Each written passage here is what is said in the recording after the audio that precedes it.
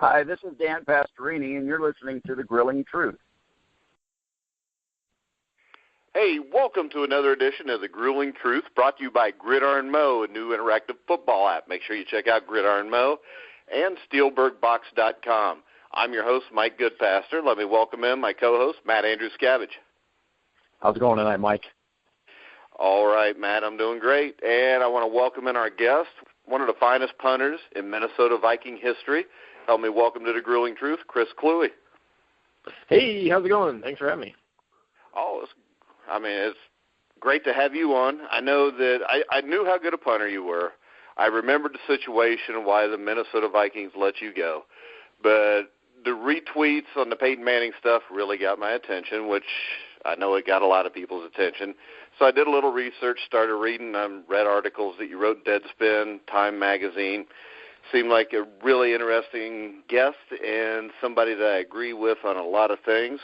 Also learned what an asshole Greg Doyle was. So yeah, that guy. I'm still waiting for him to write his column on Peyton Manning, but I don't think I should hold my breath for that one. I think he already wrote the column on Peyton Manning he's going to write, and he's sticking to it. So yeah, where basically he kind of holds Peyton's balls instead of chastising them.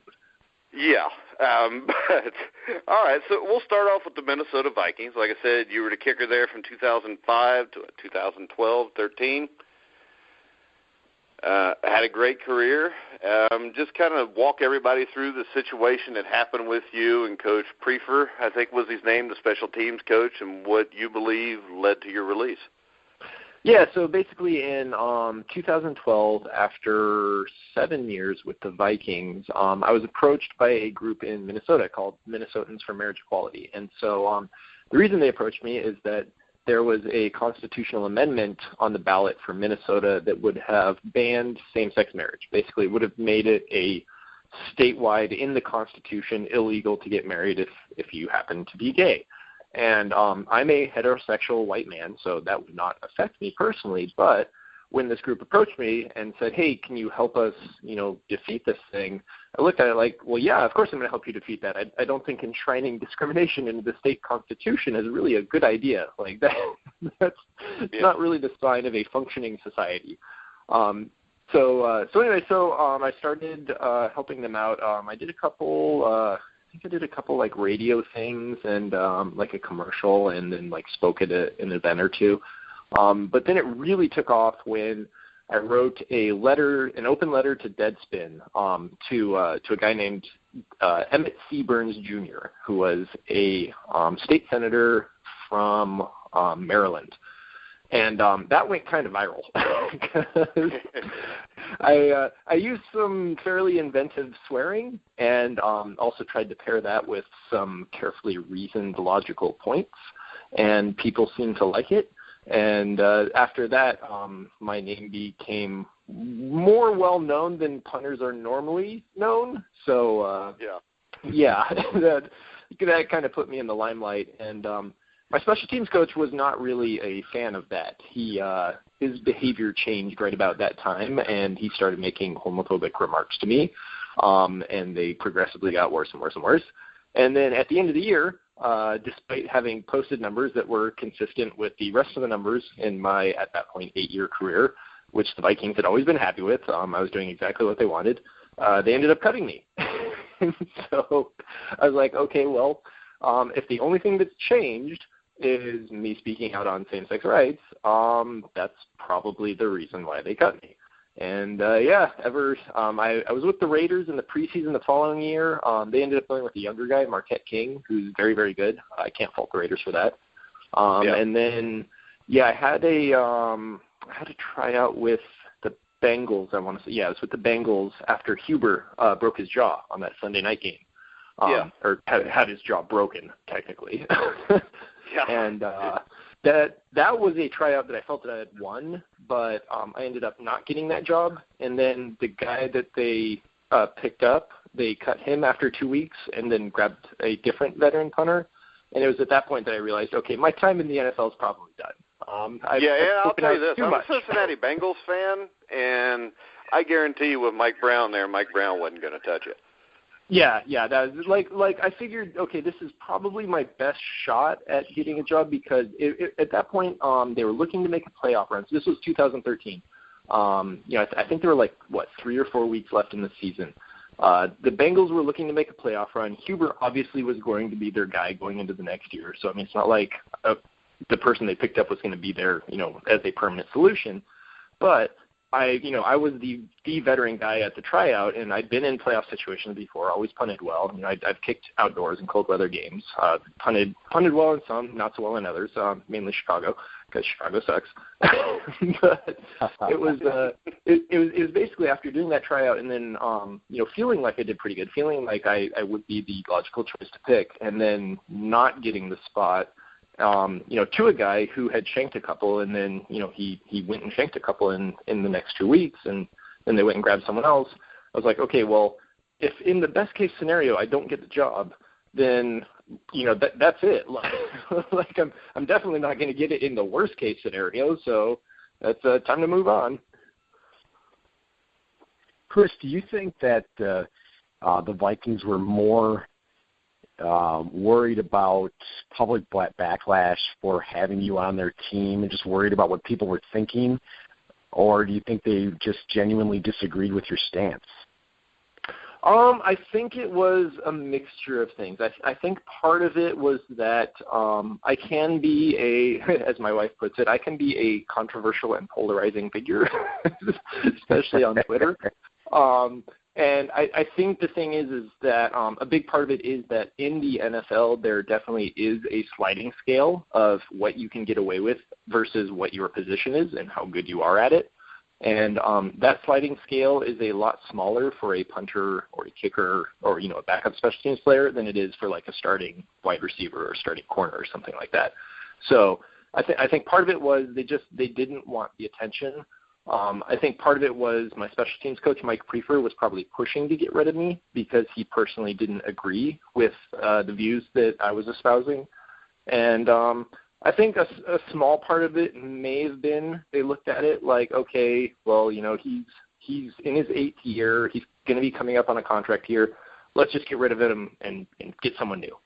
And so I could have understood that argument if they hadn't drafted a punter in the 5th round, because that to me didn't make sense at all. Because it's like, okay, if you have an older guy and you want to see if you can replace him with a younger guy, you pick up the younger guy in like the 7th round or as a free agent, and then you have them compete during camp, and then whoever the best one is will win. But when you draft a punter in the 5th round, like, he's your guy. You definitively said, we are moving on. This is our guy. Yeah, because if you're the player personnel guy there and that guy's not making the team as a 5th-round punter, you're probably not going to keep your job very long either. Right, exactly. It's very much, this is the decision that we're going with, and we're going to make it work, even if it doesn't work, for at least the next, 2 or 3 years. Yeah, and then that brings us to, you talked about a sliding scale position also for player and name. We had the incident with Peyton Manning, which I know bothered you, bothered me, especially when you read the report. I mean, a lot of people, I don't think, read the report, and you see on social media, Facebook, Twitter, where 70% of the people are saying, it was 20 years ago, what's the big deal? To me, the big deal is the NFL will cover things up. It was like the Ray Rice and his wife, Janae. I mean, you had that went on there. And, I mean, the NFL was going to cover it up until the video came out, and they couldn't cover it up anymore. And, I mean, with the Mannings, I mean, he's supposed to be the squeaky clean. He's the image of the NFL. And I know that a few years ago at collective bargaining, you called him, Vincent Jackson, Drew Brees douchebags for trying to get an extra $10 million. Do you want to talk about that a little bit? Yeah, sure. And then I'll kind of move into the current stuff. So basically, I think it was, what was that, 2011, I want to say, was the lockout? Yeah, I think it was. 2011 or 2012. Pretty sure it was 11, though. Yeah, it was somewhere around there. So anyway, so we're reaching kind of the end of the finalization of the negotiation of the CBA, and it's basically kind of waiting at this point for the I's to be dotted and the T's to be crossed. And there was a report that 4 players, Peyton Manning, Drew Brees, Vincent Jackson, and Logan Mankins, were saying that, hey, we're not going to, to drop this lawsuit. I think it was the antitrust lawsuit that the PA had filed to kind of force the NFL's hand. They said, hey, we're not going to drop this lawsuit unless we get our individual payouts of $10 million for being named plaintiffs on the case. And you can kind of make an argument that Vincent Jackson and Logan Mankins were screwed during free agency at that time because of the rules of an uncapped year and the fact that they were, allowed to be tendered as restricted free agents. But Peyton Manning and Drew Brees definitely were not screwed. And more importantly, there were 5 other named plaintiffs on that antitrust case that weren't asking for money. And so in my mind, it's like, okay, well, what's the reason for you doing this? Is it because you want the union to succeed and for all the other players in the union to have a better shake? Or are you looking at it as this is your personal chance to squeeze some more money out? And, if it's your individual contract, squeeze away, get whatever you can. But if it's a union matter, if it's, if this is something that is affecting all the other players in the NFL, well, that in my mind it's greedy. It's douchebag behavior. So that's why I tweeted that out. Because it didn't feel right to me. It didn't feel right that, hey, these 4 guys should get something extra when this is supposed to be a collective deal. And then getting to the recent Peyton stuff with the court documents being revealed, I think one of the big things there is that for a lot of people, myself included, I had no idea that this was a thing. I never really followed football growing up and didn't really know, hey, there was an incident with Peyton Manning. And even more disturbingly, I think the thing that these court documents illustrate is that the details of the incident are, a lot worse than what people had been led to believe. And not even so much the details of the incident itself, but the details of the pattern of behavior that had gone on after the incident, where, Peyton writes about it in his book, and that causes the woman, Dr. Nalright, to get fired from her job again. And then he speaks about it again during a ESPN interview. And it's like, if you're still doing this, you've got something personal going on. This, this wasn't just a one-time mistake in the training room. This is you're pursuing a vendetta, and you're making this woman's life miserable. What does that reveal about your character versus what's the brand image you've spent years building up? Yeah, I know. And the thing that got me is I did remember it a little bit, but the thing was to me was the fact that Archie Manning knew about this. I didn't know that at the time until I read the 74-page court document, and the fact that he supported his son in this. I agree with everything you said about the redneck Mannings. Because and the thing that really worries me is the University of Tennessee had 6 women come out and file I think it was 30 or 40 sexual harassment charges on the football program, the male sports programs at the time. And I think that is something that is systemic in college sports that gets covered up a lot. I don't think the University of Tennessee is the only school that has this problem. Oh, without a doubt. Rape culture is prevalent throughout, college athletics, especially in football. Heck, it's even prevalent in high school football. You look at what happened with Steubenville, and it's like, if kids are being taught at an early age that as long as they're good enough at throwing a football or running really fast or, doing an athletic activity, that the adults around them will cover up any misdeeds that they do, well, then what incentive do they have to ever act differently?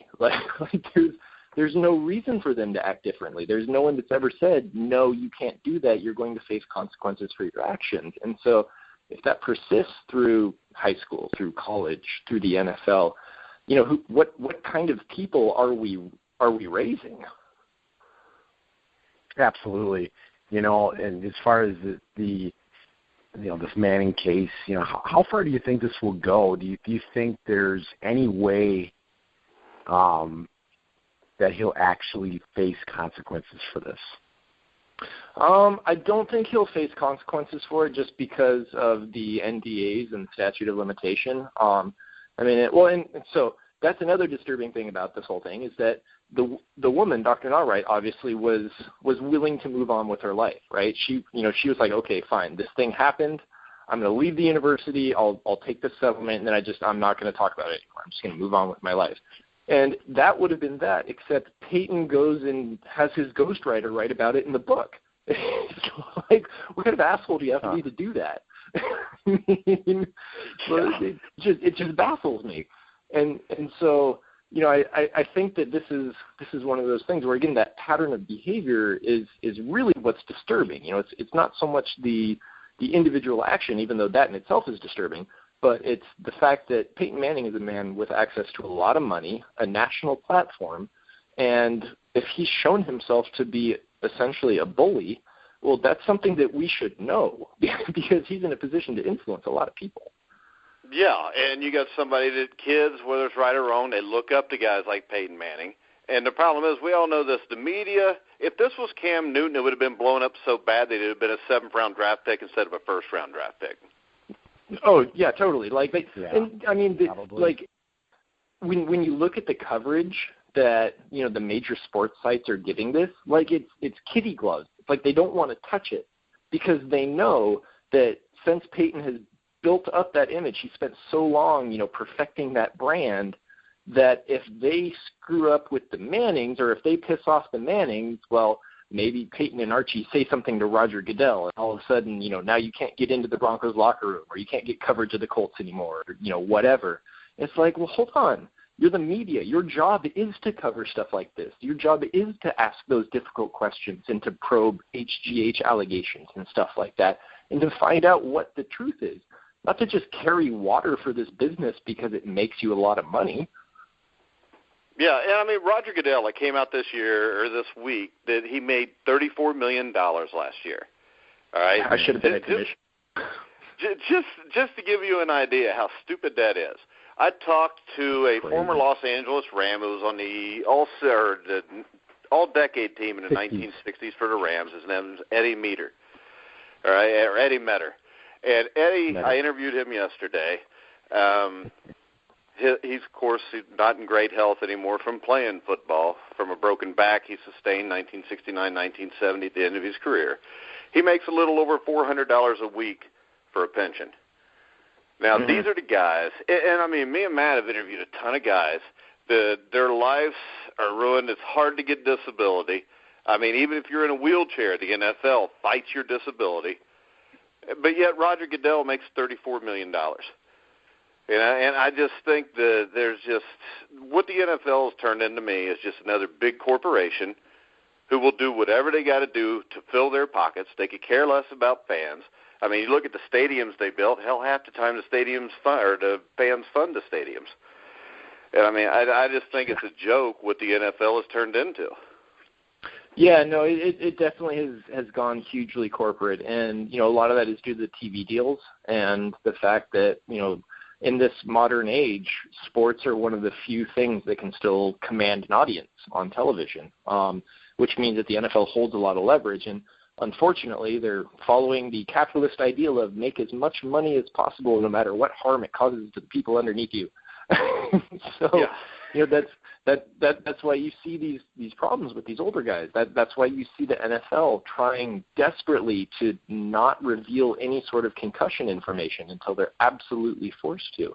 That's why the NFL fights guys on disability and stuff like that, because that means they have to pay for it. And it's unfortunate because the NFL wouldn't be in the position it's in if those earlier guys hadn't sacrificed for it. If they hadn't made a game compelling enough to where people wanted to watch it. And if the owners don't realize that, if they don't understand that if you become soulless enough, if you become so cold-hearted and so about money, if the fans really start catching on to that, well, your product is going to take a nosedive because no one wants to be associated with it anymore. Yeah, that's very true. You brought up the concussions, and we talked about the Ray Rice incident and just some of the cover-ups. How prevalent? I mean, obviously, I think it's pretty common knowledge. The NFL does not want to talk about concussions. They see they seem to they want to act like they're very sincere about taking it very seriously, but when push comes to shove, you can't be that serious about it if you're talking about an 18-game season and expanding playoff games and just putting you can't say player safety and then have a bunch of Thursday night games. How much did you see? Did you see any a lot of the team not wanting to report concussions, guys not wanting to report injuries and during your playing days? Well, I think the NFL definitely does not want the severity of concussions to, they don't want people to know about that. Because basically what that does is it keeps parents from enrolling their kids in Pee Wee football, which means those kids don't become high school football players, which means no more college football, which means no more NFL. So that really their main concern with concussions is PR. They want to make it, like you said, they want to make it look like they're doing something, but they don't really want to do anything that could actually expose the amount of risk that the people who play football are under, because that will drive away their talent pool, which means they're going to lose money. From what I've seen in football itself, one of the big problems with the NFL is the fact that since you don't have guaranteed contracts for the players are going to do whatever it takes to get back out on the field, because they know if they're not out on the field, then they're going to get replaced. Now, having said that, that is also one of the things that makes the NFL so compelling to watch, is that every team has a chance every year because you don't have dead money, or at least not a ton of dead money locked away in a contract that, the guy just can't perform anymore. You can always cut someone and get someone new. But the downside to that is the players know that. And so, I was a punter, right? and I would joke around with my trainer, but also be pretty serious about it, where it was unless I can't walk, I'm not coming out of the game because we don't have a backup punter. There's no one that can come in for me. So you played a couple of years with a torn meniscus, didn't you? Yeah, I finished out the last 4 games of my rookie season with a torn ACL in my right knee, and then I had a torn meniscus in my left knee for 3 or 4 years, and then finally got surgery on it. But it's basically one of those things where it's if I got a concussion, then I would have to be just completely loopy before I would pull myself out. Thankfully that never happened, but that was definitely something in my mind, because you don't want to let your teammates down, and you don't want to risk that you take yourself out of the game. You go through the concussion protocol, you're out for 3 weeks maybe, and all of a sudden the team finds another punter that they're happy with, and it's all right, well, we're going to cut you. We're just going to go with this guy. So it's really kind of this conflux of events that drives players to not disregard the effects of concussions, but they do the math. And for a lot of players, myself included, it's more worth it to play while you're injured if you can play up to a high enough level, because the risk is that if you don't, then you'll lose your job. Yeah, and the NFL, I read something you wrote, I think it was in Time or on Time.com, about our culture and the way everybody always wants retribution for everything instead of rehabilitation. You want to talk a little bit about what you're talking about there? Yeah. So that was more in regards to kind of to our prison system, but also it definitely has a place in the NFL as well, where it's all too often you see when someone makes a mistake in the NFL, like the Ray Rice incident, for example. So after Ray Rice hits his fiancée in an elevator, once everyone sees the video and understands how horrific that is, it changes from he's getting a 2-game suspension to Ray Rice should never play football again. And the thing is that both of those are extremes that we shouldn't be looking at. It shouldn't be, Ray Rice only gets a 2-game suspension because it wasn't that bad. But it also shouldn't be, Ray Rice should never be able to play football again, burn him at the stake, we'll move on with our lives. Because the thing is that if all you're interested in is retribution, then no one ever really learns anything. You just look at it like, okay, well, I really hope I don't make a mistake, because otherwise a ton of bricks is going to come falling down on me. The thing with rehabilitation and let's face it, if everybody that did something wrong was treated like that, we would all be screwed. Right, exactly. Like everyone is going to make a mistake. There's no getting around it. You're going to make mistakes at some point in your life. The thing is do you have a chance to learn from that mistake, to show remorse for that mistake, and then to do what you can to correct that mistake? So, like Ray Rice, for example, he should probably be out of football for, probably, 6 games, 7 games, 8 games, something like that. But if he goes through counseling, if he shows himself to be a positive role model for, other kids, other adults, and uses his mistake as a lesson to say, don't do what I did. What I did was wrong, but I can change, so you can change. If he does that, then he absolutely should be allowed to play football again, because now he's serving as a powerful role model to those people who maybe they're thinking about making that mistake, but then they see Ray Rice and they're like, you know what, I'm not going to do that, because I understand the cost that can cause to my life. Well, the question I have concerning that, and I understand where you're coming from on that, how would that apply to Peyton Manning? If this all indeed happened, which, Mike and I have talked about this, there seems to be a lot of evidence that point to clearly something happened, 20 years ago on this. I don't know exactly what your stance is, like, what you would want to see happen where you personally stand on it, but then how would what you just said apply then to Peyton Manning? Well, I think what Peyton needs to do, and unfortunately I don't know if it's a possibility based on how our legal system and NDAs and admissions of guilt work, but what I would love to see is for Peyton to say, look, I made a mistake, not just when I was a kid, but also when I was an adult, when I kept doing this stuff, when I kept going after this lady, even though I had no reason to. That's on me. I made that mistake, but I'm going to try and fix it. And so then, maybe Peyton starts a foundation to help try and fix rape culture on college campuses. Maybe Peyton does some stuff to highlight how, the treatment of women is unequal when they're in a work environment compared to men, especially in macho fields like the military or football or, other athletics. I mean, something like that would go a very long way because people do change. People mature, right? You can look back when you're older at stuff that you did when you were younger and say, that was a really dumb thing to do. I was a dumbass. I shouldn't have done that. But the thing is if you never show that remorse, if you never work to make things better, then it really doesn't matter because you're not committing to any actions that would try to change the world to be a better place.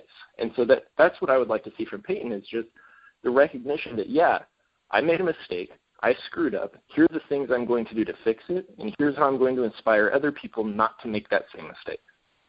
Yeah, but unfortunately, he's been so babied his whole life and told he's great at everything that I think in his own mind, anything he does is all right by now. Right, and that's probably one of the worst things of all is the fact that we can have kids grow up in that environment where they're never told that they're wrong because they have some talent or they have some gift, and it's like, what the most important gift is? To treat the human beings around you as human beings, not as objects. That's the number one priority. And so, I think you're right where, it's very much been, Peyton's going to be the superstar quarterback and, he's going to be the face of the NFL and he's going to get these endorsements and stuff. And he even talks about it himself in like those retrospectives or whatever, where he's like, I always wanted to be an icon. I wanted to get those endorsement deals. And it's just like, well, yeah, but how do you treat the people around you? Because really, that's what ultimately matters. Yeah, and I mean, what's your opinion? I mean, on homosexual players in the NFL, do you think that a homosexual player would be welcomed into a locker room today? Yeah, I think. There definitely are homosexual players in the NFL. I mean, there has to be. If you just look at percentages of the entire country of how many people are, it just makes sense that there are some there. Right, exactly. Like it's, I think on the last census it was 10% of the population self-identified as gay, and if there's 1,800 players in the NFL, that's 180 guys. So we'll say, okay, fine, maybe the NFL self-selects for heterosexuality. Let's drop it in order of magnitude. That's still 18 players. That's over half the team. So I mean, it's ludicrous to think that there aren't homosexual players in the NFL. And the thing is, I believe the majority of the guys in the locker room will accept a homosexual teammate because they've grown up with gay family members. They've grown up with gay friends. They've grown up with gay teammates. And they understand that that's just who someone is. It's not anything to be afraid of. It's not this unknown thing. It's just, no, that's who that person is. The issue comes from front offices and coaching staffs because those tend to be older white men. And no offense to older white men, they tend to have a fairly specific viewpoint, especially if they were raised in like the 60s, 70s, 80s. Hey, come on, Chris, that's me. which is why I said not all older white men. And I don't care what anybody does. Right, as long as you don't hurt nobody else, I don't see what the big deal is. Well, you should be an owner then. You go be an NFL team owner. I can take Bob McNair's spot because he shouldn't be an owner. Yeah, exactly. But no. So the real issue arises in the people who are signing the paychecks. The people who are making the personnel decisions. Because if they don't want a certain type of person to be in their organization, they're in a position of power to do something about it. And so the players don't really have that power. The players are like, okay, I'm going to do the best I can so I can keep my job, but it's not really like basketball, where a LeBron can kind of say, hey, this guy needs to go, we need to bring in this guy. They're like, maybe Brady could do it, maybe Rodgers, but at the end of the day, that's very much the exception rather than the rule. And so, I think the players are fine with it because the players are young. The players are 20, 21, 22-year-olds, so you see these social changes happening almost in real time in the locker room. But, it's got to be the front office and the coaches that change. Yeah. All right. Well, I think we're about out of time. Matt, did you have any more questions? I didn't really have any more questions, but I'd just like to say, Chris, I just appreciate you taking time out to spend some time with us and, amidst a lot of the controversy. And I appreciate everything you had to say. Yeah, not a problem at all. And, I always feel like that's kind of one of the things that I hope I never buy into my own hype, because I feel like that's how you end up in a situation like Peyton Manning, where you start thinking, oh, I'm too good to do this show. Like, I only do Sports Center.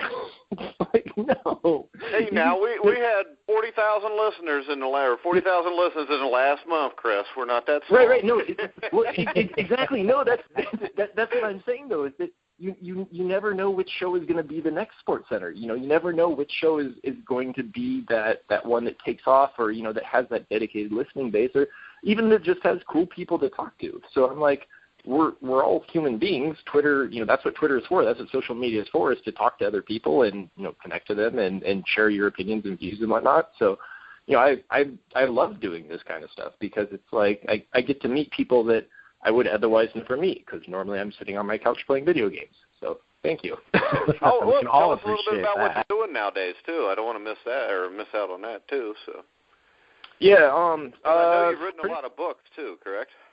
Yeah. So I've written 2 books. It's called Beautifully Unique Sparkle Ponies. It's a collection of short stories and essays. It's definitely not your standard football book. So I've gotten a lot of very good reviews on it though. So people do seem to like it. I've been told it's very good bathroom reading. So if you need something to read on the toilet, pick up Beautifully Unique Sparkle.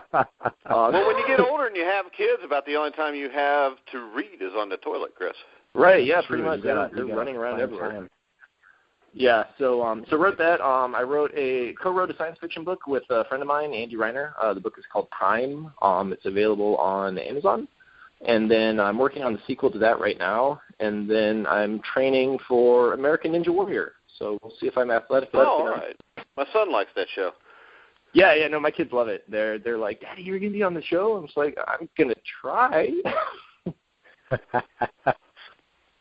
I think Matt was training to be on that too last year, but he well, the closest I got to training for that one is I saw an episode and I thought it was really cool, and I thought one day that would be really awesome. I think that was about the furthest I got with it.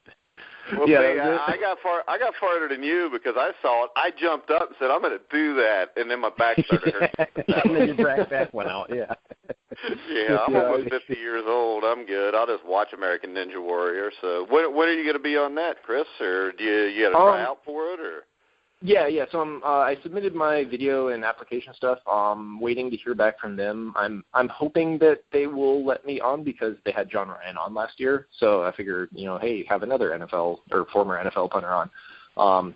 But yeah, it should be in. Hopefully they should let me know soon. They said on their webpage the filming would be either like March, April, or May. So I think those are coming up fairly quickly. So yeah, fingers crossed. Okay, and you got a Twitter. Where you talked about your Twitter and your tweets. You want to tell everybody where they can find you on Twitter?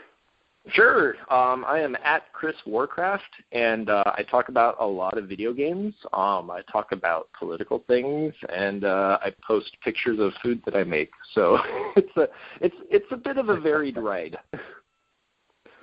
Well, we'll have to have you on to talk politics sometime, because I don't like Democrats or Republicans. So yeah, no, we need to burn the whole system down. It's pretty much broken at this point. Oh, yeah. It It's sure kind of like the way. NFL. It's just gotten so damn big and out of control, there's nothing you can really do with it. Yep, only instead of team owners, you have the Koch brothers and Shelton Abelson. Oh, yeah, and then it seems like there's always a Clinton or a Bush running, if not both. Yeah. Political dynasties are never good things. Football, it's okay. It's good to have a dynasty in football. Politics, not so much. Well, it's according. I'm a Cincinnati Bengals fan, so I've never seen a dynasty in real life. It's all right. I played for the Vikings. We never had it either.